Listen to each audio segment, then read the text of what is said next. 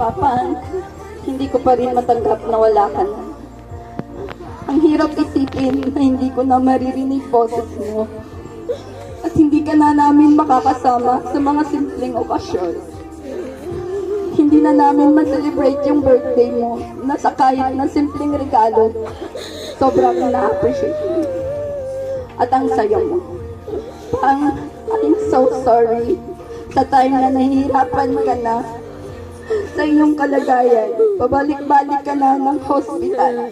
Hindi man lang kita naalagaan or nabantayan hospital. Sana may naintindihan mo yung kalagayan ko dahil nasa malayo ako. Pang wala nang magsusundo sa amin sa airport sa tuwing kami ay magbabakasyon dito sa Iloilo.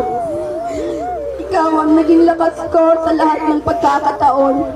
Sa bawat problema, nandyan ka para gumabay at umalalay.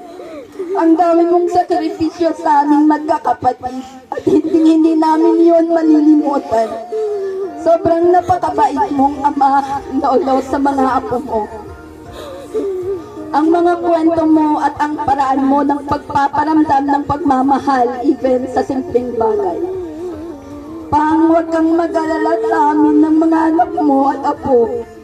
Apo mo, gabayan mo lang kami ni nanay palagi. Magkasama na kayo sa kabilang buhay. Rest in paradise, Papa. Wala ka ng sakit na mararamdaman. Pan, thank you so much sa lahat ng ginawa mo para sa amin. Ipinapangako ko na dadalhin ko ang mga aral mo habang buhay. Sobrang mamimiss ka namin, Papa. Mahal na mahal ka namin. Pahinga ka na, Pan.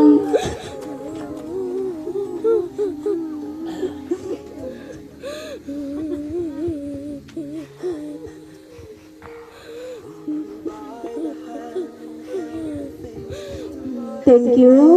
Halin sa pamilya ni Janice.